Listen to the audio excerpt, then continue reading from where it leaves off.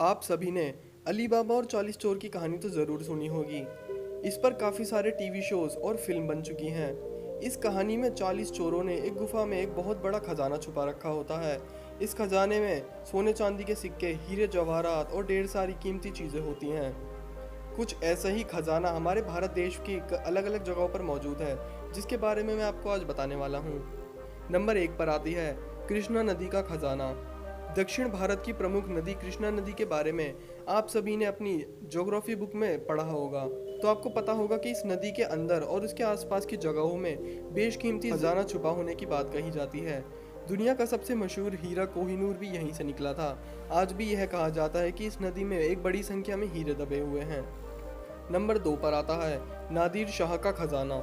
फारसी आक्रमणकारी नादिर शाह ने साल 1739 में 50,000 सैनिकों के साथ भारत पर आक्रमण किया था। इस आक्रमण में उसने दिल्ली के खजाने को लूट लिया था।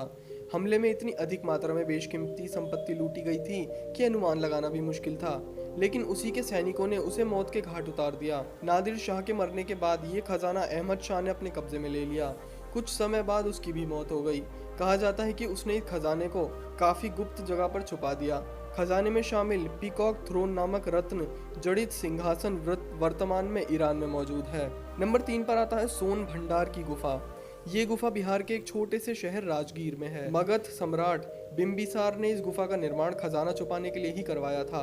मगध साम्राज्य में इस गुफा का इस्तेमाल किया जाता है। ये गुफा तो अब भी मौजूद है, लेकिन इसके दरवाजे पर लगे पत्थर को हटाया नहीं जा सका। अंग्रेजों ने इस गुफा के ऊपर तोप भी चलवाई, लेकिन नतीजा कुछ भी नहीं निकला।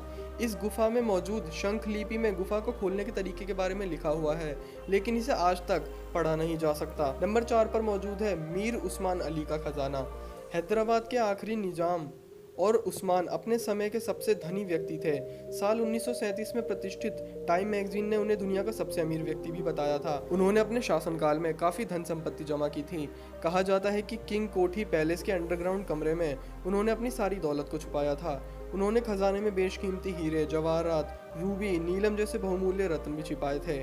उनकी मौत के साथ खजाने का राज भी दफन हो गया और आज तक पता नहीं चल पाया कि उनका खजाना आखिर गया कहाँ। नंबर 5 पर आता है ग्रासवेनर का खजाना।